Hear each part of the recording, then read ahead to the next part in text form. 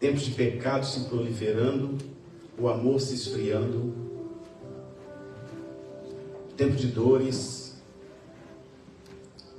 tempos apocalípticos, com todos os fundamentos da terra tremendo, chuvas, terremotos, ciclones, vulcões, anomalias vindas do sol e do mar, como a gente não tinha visto antes. E é claro que você sente tudo isso, né, no campo humano e no campo espiritual também. E você sabia que Deus nos deixou uma armadura espiritual para nos ajudar quando estivermos nessas lutas, quando estivermos em tribulação, quando estivermos em perseguições? Você sabia disso? A Bíblia nos dá com detalhes, observe bem isso, com detalhes, essa armadura espiritual para você enfrentar as suas batalhas espirituais. É sobre isso que eu quero ensinar hoje. A armadura espiritual na Bíblia está em Efésios 6, de 11 até o 19. Efésios 6, eu deixei uma figura ali também, nós vamos ler todo esse texto, que diz assim, vocês já encontraram? Efésios é Novo Testamento, no final da Bíblia.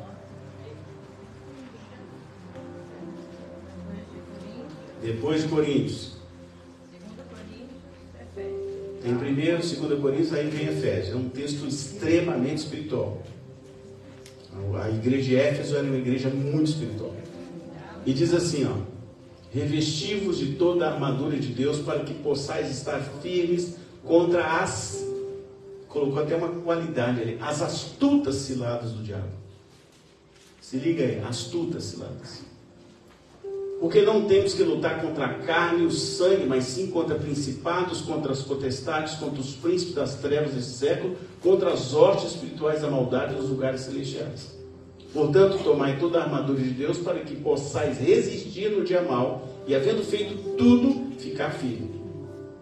Você só fica firme se tiver armadura, quando você está na batalha espiritual. Estais, pois, firmes, tendo cingido os vossos lombos com a verdade. Conhecereis a verdade, e a verdade vos libertará, né? E vestida a couraça da justiça, e calçados os pés na preparação do evangelho da paz. É a pregação. Tomando sobretudo o escudo da fé. Então a fé vira o escudo, com o qual podereis apagar. Ó, é a fé, presta atenção, é a fé que apaga todos os dardos inflamados do inimigo. É a fé. Se você não tiver fé, meu irmão, você tem que lutar muito e fazer um propósito com Deus para aumentar a tua fé. Porque o que apaga dardo do inimigo é a fé. A fé é o escudo. Prestou atenção aí? Se ligou? Se liga. E tomai também o capacete da salvação, porque o diabo ataca onde? É na mente. É a mente que ele ataca. Então, se você tiver com o capacete da salvação, ele não vai conseguir penetrar. E a espada do Espírito, que é o quê? Palavra. Essa é a espada. E diz o quê? Orando uma vez por dia. Orando todo o tempo, com toda a oração e súplica. Suplicando no Espírito. E vigiando nisso, ó. E tem que vigiar. Com toda a perseverança e súplica por todos os santos. Santos aí são os santos de Deus.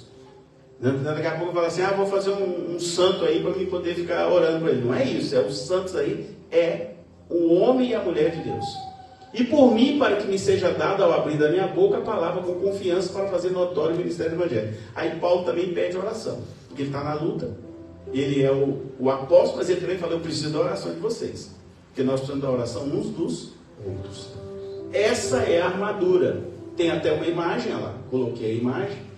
Está vendo? Da armadura de Deus. É claro que é apenas uma figura, né, para vocês entenderem. Ali, olha lá. Couraça, capacete, evangelho, espada, escudo da fé e o cinto da verdade. É isso que está na palavra. Bom, eu coloquei também para vocês, até foi a Suzana que me mandou, é uma próxima tela, onde aparece a armadura de Deus de Efésios 6, de 10 a 19, de uma forma diferente. Cinturão da verdade representa viver uma vida com honestidade e integridade. Integridade é fácil de falar, difícil de viver, tá? Muito fácil falar. Couraça da justiça simboliza viver de acordo com os padrões de retidão de Deus. Calçados do Evangelho da Paz significa estar pronto para compartilhar o Evangelho e viver em paz uns com os outros. Escudo da fé representa confiar em Deus para a sua proteção e a sua segurança. Capacete da salvação simboliza a certeza da salvação em Cristo. Espada do Espírito refere-se à palavra de Deus, a Bíblia. E oração fala da comunicação contínua com Deus. Amém? Amém. Eu de vez em quando, Deus me acorda 4 horas da manhã e me faz pular da cama. Pensei que a minha mulher procura, eu lá, cadê ele? Já foi. Fui. Porque a gente precisa orar sem cessar. Bom, o mundo espiritual do mal, irmãos e irmãs, é organizado. Se liga, ele é organizado. Assim como os príncipes, primeiros ministros e presidentes das nações, os principados exercem autoridade sobre outros grupos de demônios que, por sua vez, comandam outros hierarquicamente inferiores a ele. Então nós temos os que comandam outros, que são chamados de principados. Se liga. As potestades representam outro nível da hierarquia do mal, inferior ao dos principados, mas também muito poderoso, que comanda milhares de demônios. Então nós temos um segundo nível, que também comanda uma renca de demônios aí, que são as potestades. E depois nós temos os príncipes das trevas, que são os demônios que comandam outros, que agem em áreas específicas: finança, casamento, filhos, né? E vai por aí afora, drogas, sexo, rock and roll e tudo isso. São demônios que agem em áreas específicas, para destruir casamento, para tirar as pessoas da igreja. Cada um tem um demônio específico que age naquela área especificamente.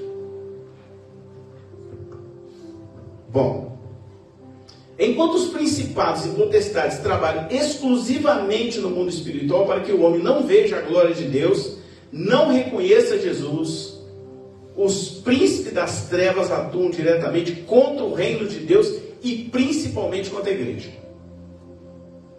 Se liga nisso. Então, o que ataca a igreja são os príncipes das trevas. As hostes espirituais da maldade são formadas assim por tropas. Talvez o Igor lembre quando a gente tirou aquele demônio do rapaz aí que veio lá de longe, e aí tinha... Ele falou o nome dele. Falou o nome do demônio e disse o quê? Eu sou uma legião. Para quem não sabe, uma legião é 6.000 homens. Lá. Ele disse aqui com toda a boca. Você que estava perto de mim na hora? Pois é. Então, essas tropas, exércitos, né, de demônios que estão prontos para atacar a qualquer hora, em qualquer lugar, é que torna a batalha espiritual muito mais renhida. Essas entidades malignas são enviadas a todo instante contra as pessoas, contra os grupos, contra as nações e contra a igreja. Exercem autoridade também sobre os homens perdidos e sobre aqueles que rejeitam Jesus. Então quem rejeita Jesus está sendo dominado por um demônio. É triste, mas é verdade. Então eu vou dar um exemplo simples, né? Bem simples aqui. Quando a pessoa deixa de vir para a igreja e vai para uma balada, quem está mandando ali para a balada? É Deus ou é o demônio? Demônio. Quando alguém tem uma esposa e resolve procurar outra, quem está atuando nele?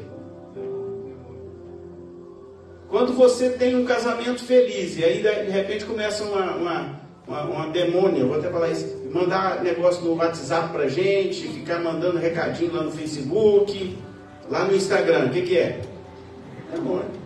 Sim, é assim que funciona. Ou vocês acham que eu não recebo? Vocês acham que a minha esposa não recebe? Eu mostro para ela, ela me mostra.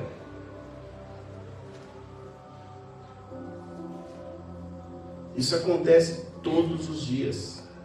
Porque o papel do Satanás é tirar você. É derrubar você. O que ele fez com Eva? Manipulou ela de tal maneira que ela foi lá e convenceu Adão a comer do fruto. Quem jogou seta aqui? O diabo manipulou. O diabo é manipulador. Ele vai te oferecer sempre coisas que aparentemente são boas. É para te tirar da bênção. Então veja bem, o reino das trevas então é tão organizado que não há nem divisão lá. Eles trabalham bem trabalhadinho mesmo, né? Os demônios trabalham unidos. Então a guerra espiritual é real e diária. Diária. Você acredita que existe batalha espiritual que você não pode ver, mas pode perceber? Você consegue perceber quando você está na batalha espiritual? Sonhos estranhos. De repente o seu filho não quer mais dormir, que está vendo coisa estranha. Isso é batalha espiritual, irmão. Você já viu o filho chega, pai, eu não sei porque eu estou com medo de ficar no quarto. Por que tem medo se Jesus está lá? Entende? É o ataque do inimigo. Já viu pessoa que vê vulto? Nós tivemos aqui uma pessoa que viu e continua vendo vulto. O Roberto sabe de quem eu falo. Que vulto que é? O que é o vulto? É claro que é o demônio. O demônio é tão terrível que eu já cheguei em casa, o cachorro do nada avançou em cima de mim. Cachorro manso. Aí, lá em Governador Valadares, nós nos ligamos. É o demônio. Está repreendido, ajuda o cachorro parou na hora e voltou a ser mansinho. O demônio usou o cachorro para nos atacar, porque nós estávamos indo numa casa pregar o evangelho. Vocês já viram um cachorro endemoniado? Como é que ele fica? Já viram? O olho fica vermelho, a boca começa a babar. É bem parecido com as pessoas que estão endemoniadas. A guerra espiritual acontece, irmãos, numa dimensão sobrenatural. Mas os efeitos chegam ao mundo que a gente vive aqui embaixo. Porque o diabo é astuto, diz a Bíblia, ele é homicida desde o princípio. Ele é enganador e é manipulador.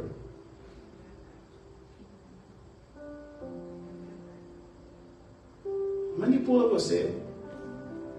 Por isso quando alguém fala comigo, né? Pastor, eu tenho muita vontade de Deus mandar um homem de Deus para mim. Ora nesse sentido, para ele não mandar um enganador para você. Que a pior coisa do mundo é um casamento com um enganador. Você vai sofrer demais. Ele não tem Jesus, ele não é guiado pelo Espírito Santo. O homem, quando não é guiado pelo Espírito Santo, ele age segundo a potestade do ar, segundo a maldade. E ele vai fazer maldade com você. Ele não tem Deus. Então uma mulher de Deus tem que casar com um homem de Deus. Aí, pastor, está demorando, que demore 10 anos, mas espere até Deus mandar para você. Não atrapalhe o agir de Deus. Não adiante aquilo que Deus já tem preparado para você.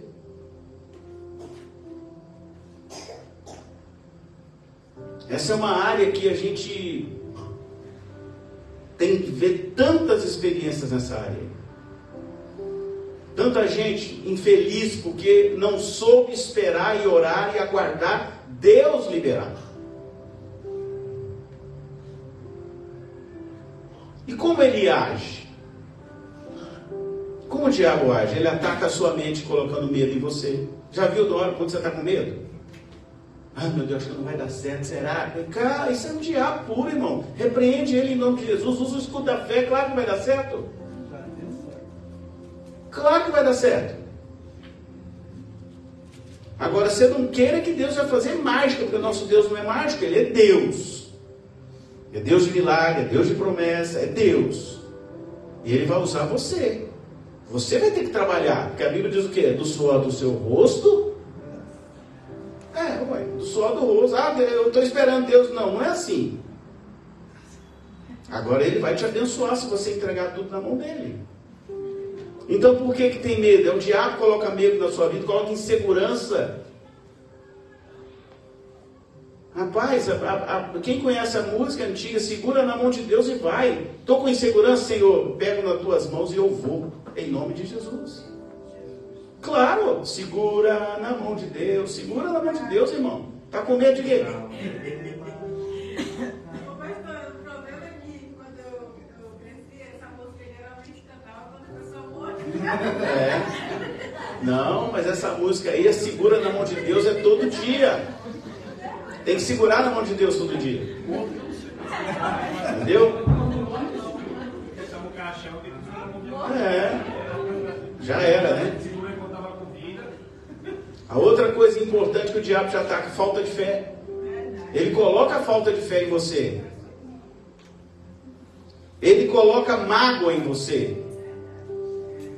A mágoa é o diabo que coloca. Deus não vai colocar mágoa no teu coração. Claro que não. Deus é um Deus perdoador, Deus é um Deus de paz.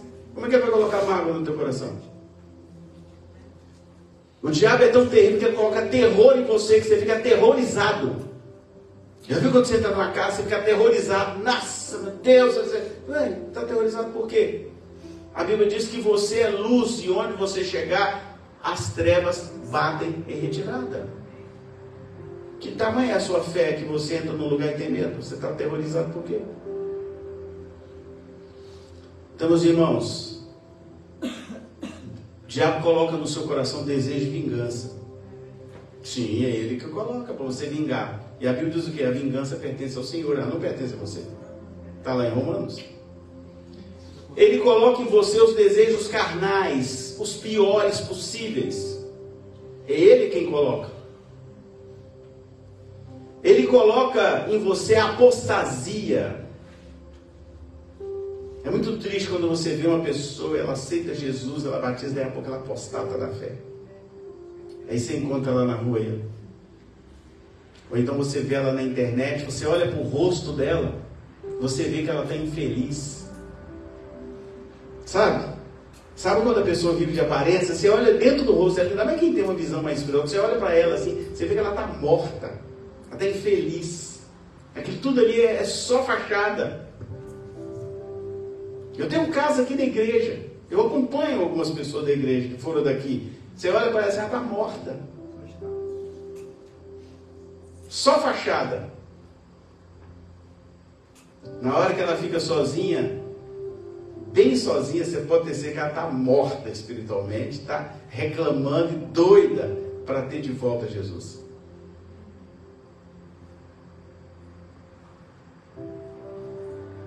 O diabo é terrível.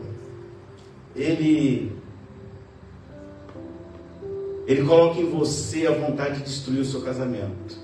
Eu não aguento mais aquele homem fedorento, aquele homem feio, aquele homem mal educado, aquele homem grosso. Detesto aquele homem. Isso é um diabo puro. Por que uma hora se ama e agora você não ama mais? Que negócio é esse? Que negócio estranho é esse? Eu amava meu marido, agora não amo mais. Eu amava minha esposa, agora não amo mais. Que negócio estranho é esse? Presta atenção, irmão, se liga. Por que de uma hora para outra ele ficou feio, ficou fedorento, ficou, né? Por quê? Antes, quando você casou com ele, ele era bonito, cheirosinho, e agora ele ficou feio, fedorento? Barrigudo? Entendeu?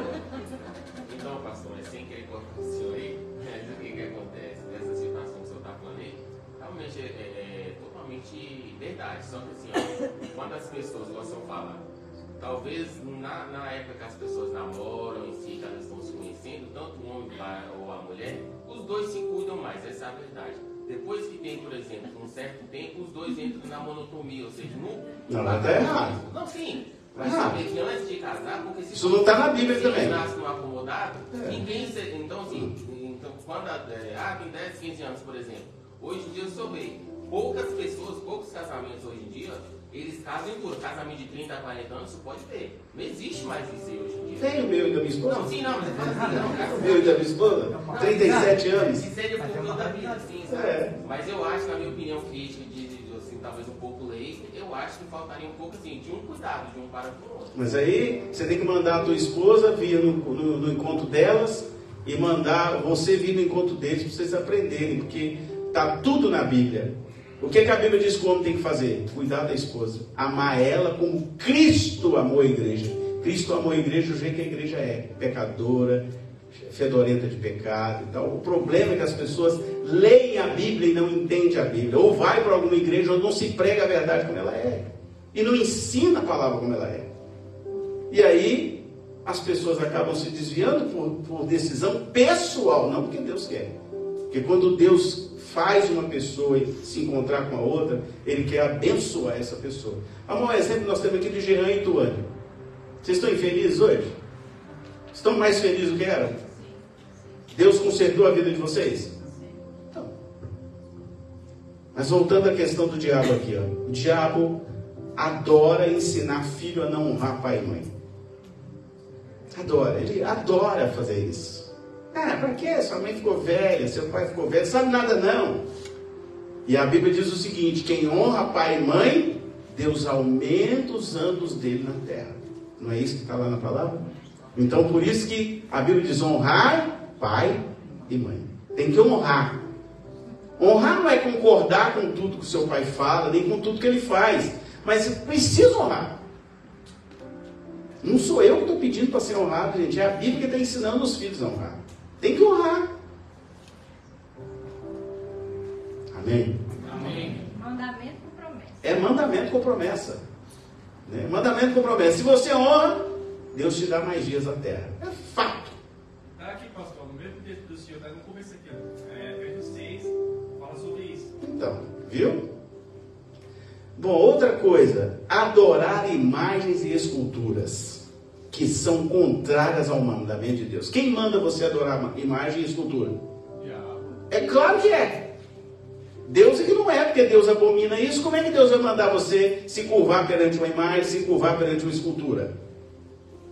Nunca. Quem vai mandar você fazer isso é Satanás. Não é Deus. Por que ele faz isso? Uma forma de te manipular, de te enganar. Porque se você vê em toda a história do povo de Deus, toda a história do povo de Deus, Deus sempre abominou, mas assim, terminantemente esse tipo de coisa. É uma das coisas que Deus mais detesta. É idolatria. A Suzana está vendo uma novela, como é que é o Reis? Tem acho que o Salomão, aí o pessoal, as mulheres, foi lá e fez um altar lá. Deus, na hora, a fumaça não subiu mais para o céu, no templo. E aí ele foi e fez o que? Deus ficou tão irado que ele dividiu o reino. Jeroboão vai ficar com 11 tribos, você vai ficar só com uma, por causa, não de você, por causa da promessa que eu fiz a Davi, seu pai. Mandou o profeta ir lá dizer para ele. E aí todo mundo que recebe uma profecia ruim, né? Será que foi Deus? Não sei, eu não conheço como é que é. Até ameaça o profeta. Até ameaça o profeta. Bom. Outra coisa que o diabo gosta de fazer, de provocar fofoca e contenda entre os irmãos e as irmãs. Isso é típico dele. Inventando moda, criando confusão. Ele que cria tudo isso. A Bíblia diz o quê? Vigiar e tem que vigiar primeiro. De desejar o que o outro possui. Nossa, aquele carro ali, ai que vontade de ter aquele carro para mim. Desejar um do outro. Peça a Deus para te dar o seu. Sim, peça a Deus para dar o seu, não do outro. Abençoa o carro do outro. É o diabo que te coloca na cabeça para você roubar e furtar. Porque furtar e roubar é contra o mandamento de Deus. Ah, não tem problema não, só uma canetinha, ninguém vai ver. É.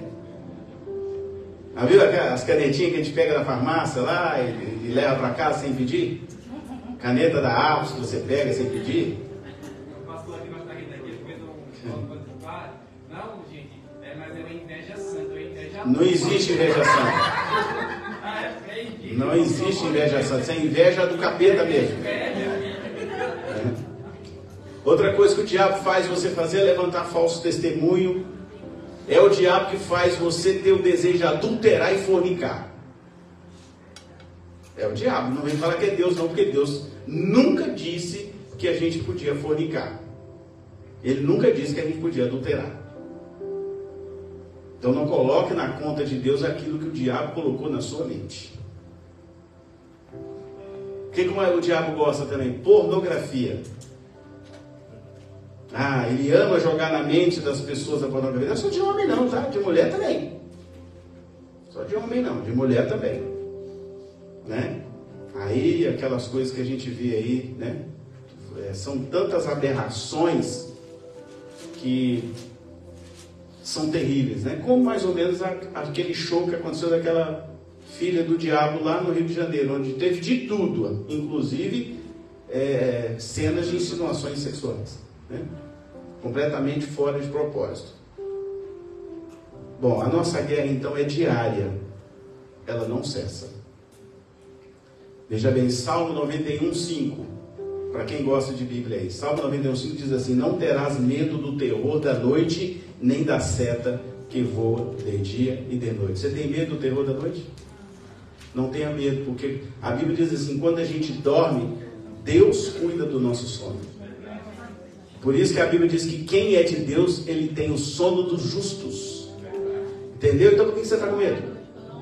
Está com medo de quê? Você está com medo porque você ainda não tem uma vida de fidelidade com Deus. Porque quem é fiel com Deus tem medo do terror da noite. Não para quê? Medo de quê?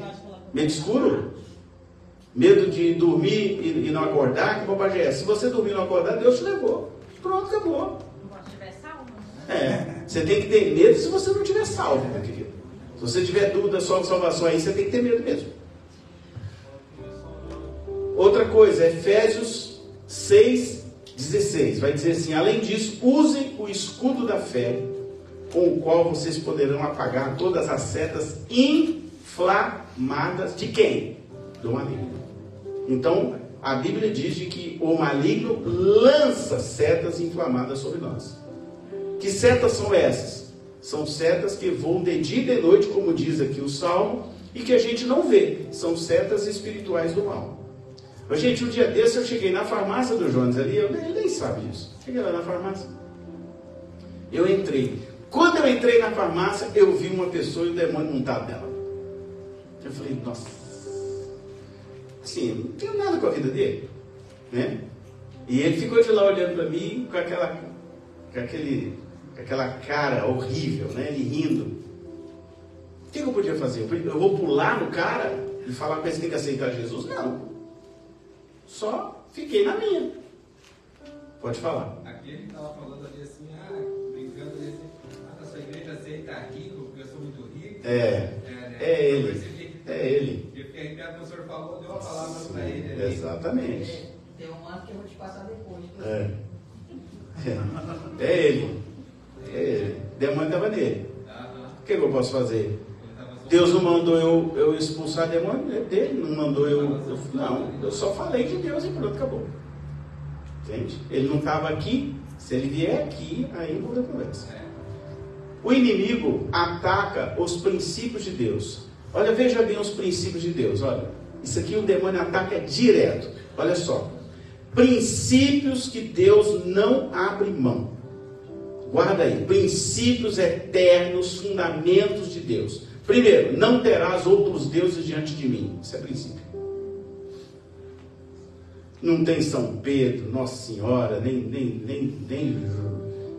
João, nem Tiago. Não tem. Não existe outro mediador entre o céu e a terra do que o próprio Yeshua. Porque foi só ele que foi na cruz e morreu por nós. Não tem outro. Tem outro? Quem morreu foi o João, a Maria, a Madalena. Não, então esquece isso. As pessoas são enganadas facilmente com isso. Depois, número 2, outro princípio de Deus: não farás para ti nenhum ídolo. Olha aí, aqui as tatuagens. Quem faz tatuagem está querendo o quê? O capeta. Claro que é o capeta. Para que vai fazer tatuagem para quê? Isso é um ídolo. Você vai colocar o ídolo aqui para as pessoas olharem para você, achar bonitinho. E aí tanto quem tatua. Agora, pior ainda é quem é o tatuador. Que aí ele está a serviço do capeta mesmo. O tatuador é pior do que quem recebe a tatuagem. Que ele está sendo, né? Eu não sei se você já... Gente, um dia desse eu vi claramente a imagem, né? Eu estava vendo alguma coisa na internet, tinha um tatuador lá falando assim: vem aqui que eu faço uma tatu, troco por uma moto, não sei o quê. Quando eu comecei a ver isso, eu vi o demônio agindo pela mão dele. Sabe? Só de ver o vídeo na internet, Deus mostrou o demônio que anda com ele. O demônio fica levando a mão dele para lá, para cá, para lá, para cá. Tinha um demônio em cima da mão dele, com aquela mão toda mirrada, toda esquisita, em cima da mão do tatuador. Qual o discernimento você tem disso? Quem é que guia o tatuador? É o demônio. Então essa pessoa está a serviço de Satanás. Por que ela está a serviço? Se a pessoa mandar escrever alguma coisa lá, ela vai escrever, ela vai ser usada por Satanás para escrever na pele das outras pessoas. Não tem conversa comigo não, irmão. A Bíblia é clara. Está aqui. Não farás para ti nenhum ídolo, nenhuma imagem de qualquer coisa no céu. Presta atenção. Com todo respeito, tem algumas pessoas que têm tatuagem aqui, ó. Não fará para ti nenhuma imagem. A tatuagem é para mim ou é para você? Quando eu estou fazendo a imagem, não é para ti? Presta atenção no texto, irmão. Não fará para ti nenhuma imagem de qualquer coisa no céu, na terra, ou nas águas debaixo da terra. Então pode fazer borboleta? Não. Pode fazer o nome de Jesus? Não. Está aqui. Quem vira está com ele gravado no coração. Porque o selo da promessa é espiritual. A Bíblia diz assim: Deus é espírito. Corda, mundo do inferno. Deus é espírito e importa que os seus adoradores o adorem em espírito e em verdade. Então que história é essa que é adorar a Deus escrevendo Jesus aqui na pele? Para com isso, irmão. Deixa de ser bobo e burro. Vá converter. E quando alguém vier com essa conversa, tatuagem, ele diz: arreda de mim, Satanás. Faz igual Jesus falou assim com Pedro: afasta-te de mim, Satanás. Porque quem está operando essa pessoa é Satanás. Se liga, irmão, você não precisa ter medo de Satanás, não, hein?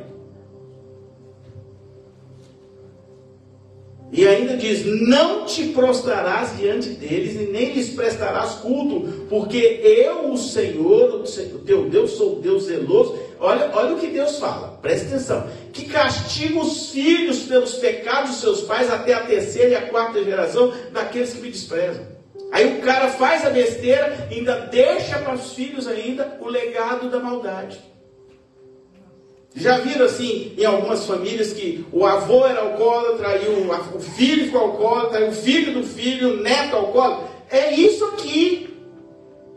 Se liga, irmão, pelo amor de Deus. Como diz o outro, precisa desenhar? Deus já avisou tudo na Bíblia. E continua dizendo. Ele continua. Mas trato com bondade. Olha o reverso da moeda. Mas trato com bondade até 1000 gerações aos que me amam e obedecem os meus mandamentos. Se ligou? Conhecereis a verdade? É a verdade que liberta. Terceiro princípio de Deus: não tomarás em vão o nome do Senhor, o teu Deus, pois o Senhor não deixará impune quem tomar o nome dele em vão. Então cuidado com esse negócio de colocar o nome de Deus em qualquer coisa. Eu, por exemplo, sou contra terminantemente. Você vai, minha empresa vai chamar Jeová Jireh. Não faça isso, é o nome de Deus. Não tome ele em vão não, irmão. Se liga, estou dando um exemplo, mas são tantas coisas que você pode. Deus não gosta disso. Posso colocar o nome Sheriná aqui? Pode, aqui é a casa dele. Nós estamos vindo aqui para adorar ele, ele não vai ficar chateado. Lembra-te de sábado para santificá-lo. Trabalhará 6 dias, presta atenção, olha outro erro que as pessoas cometem. Trabalhará 6 dias e neles farás todos os teus trabalhos. Todos. Mas o 7º dia é o sábado dedicado ao Senhor, o teu Deus. Nesse dia não farás trabalho algum. Se liga, algum. Nem tu, nem teus filhos ou filhas, nem teus servos ou servas, nem teus animais, nem os estrangeiros que morarem em tua cidade. Pois em 6 dias o Senhor fez os céus e a terra, o mar e tudo que nele existe. Mas no 7º dia descansou. Portanto o Senhor abençoou o 7º dia e santificou. Pronto. Tem que discutir isso mais.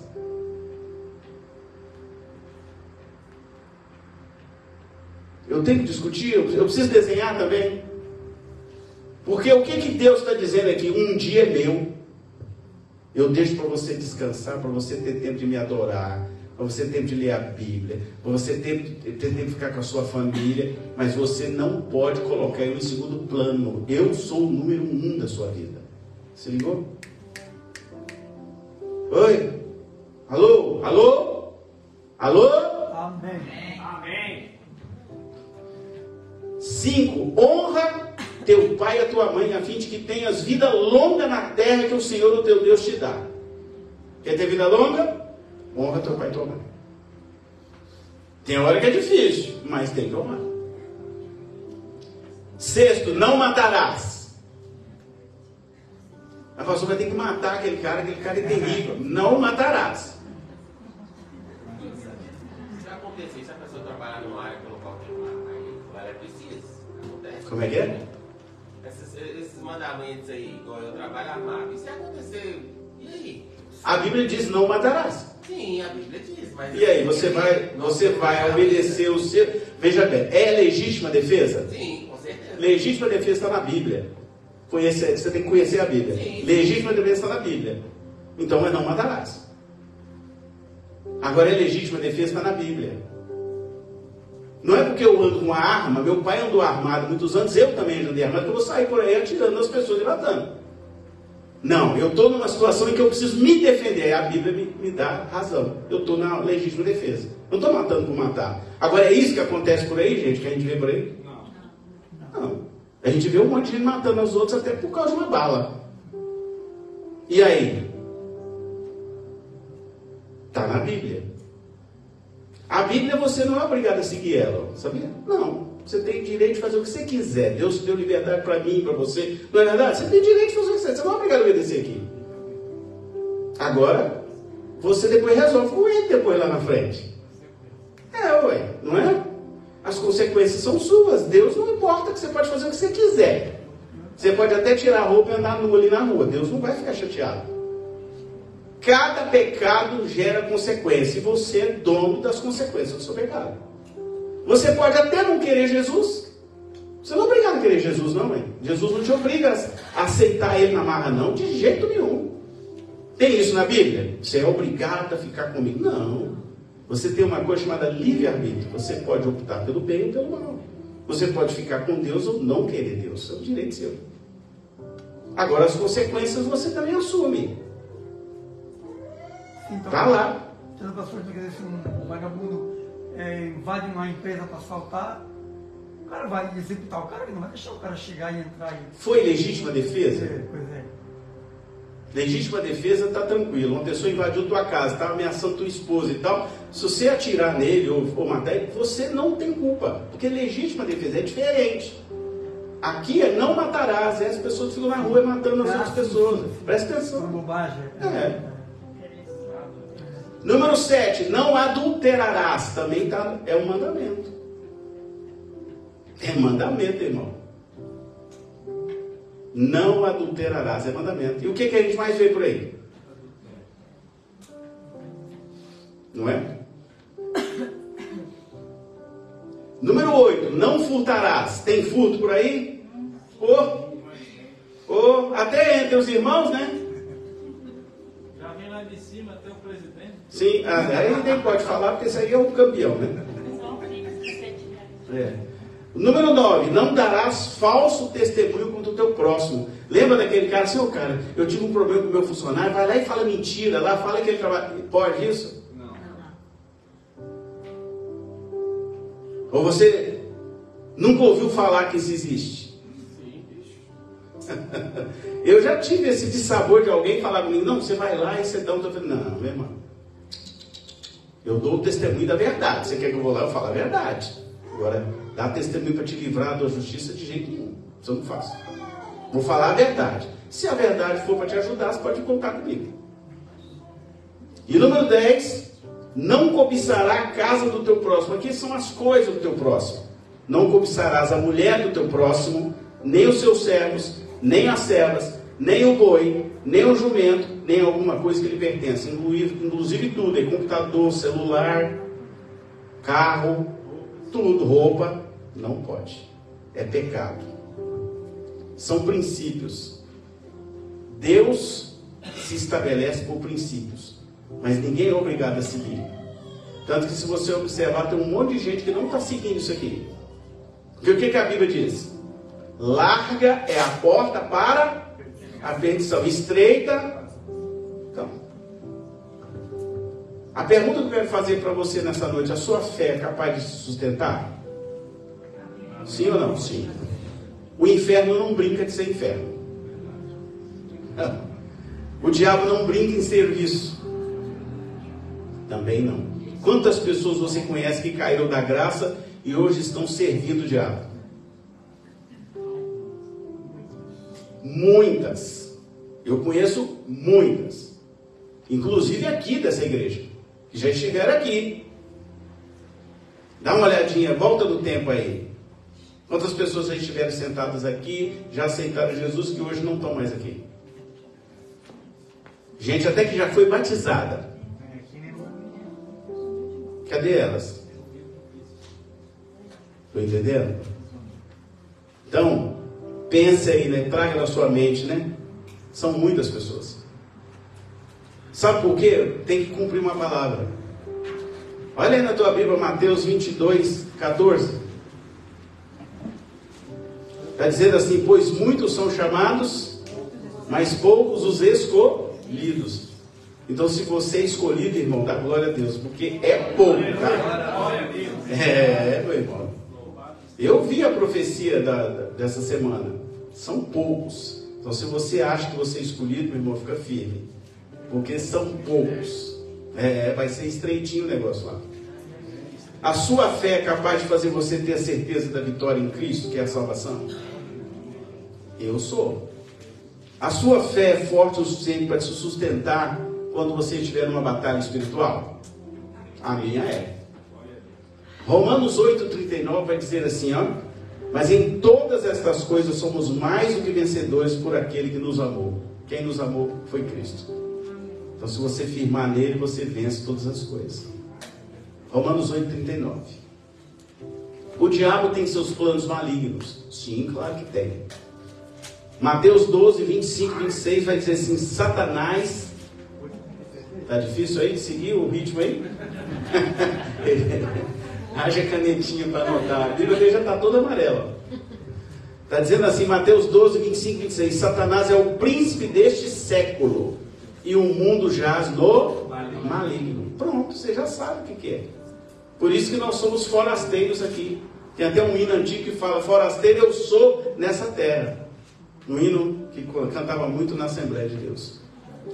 1 João 5,19 vai dizer assim, olha, presta atenção: sabemos que somos de Deus e que todo mundo está no maligno. O resto é do maligno. Os que são de Deus são de Deus. Está claro. E depois vai dizer assim, olha, o diabo tem muitos planos, mas o principal é matar o homem espiritualmente, como fez com Adão no Éden. Olha, João 10, 10, parte A, vai dizer assim: o ladrão não vem senão a roubar, a matar e a destruir. Pronto, está claro aí. Não precisa falar muito, já está tudo pronto na Bíblia, é só você prestar atenção.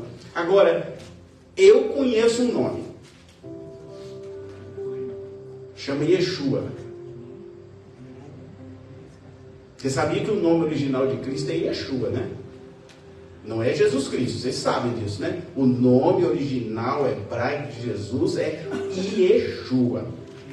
Hamashia. Esse é o nome dele, original. O resto foi tradução que veio para a Bíblia aí a partir de Constantino. Mas o nome original de Jesus é Yeshua. Então o inimigo é tão terrível que pode transformar o simples fato em um caos na vida de qualquer pessoa. Contudo, ele não é onipotente. Mesmo não sabendo, mesmo não sendo todo poderoso, ele tem alguns poderes. Sim, tem. Quando caiu pela sua rebeldia, Lúcifer perdeu sua glória, mas não perdeu todo o seu poder.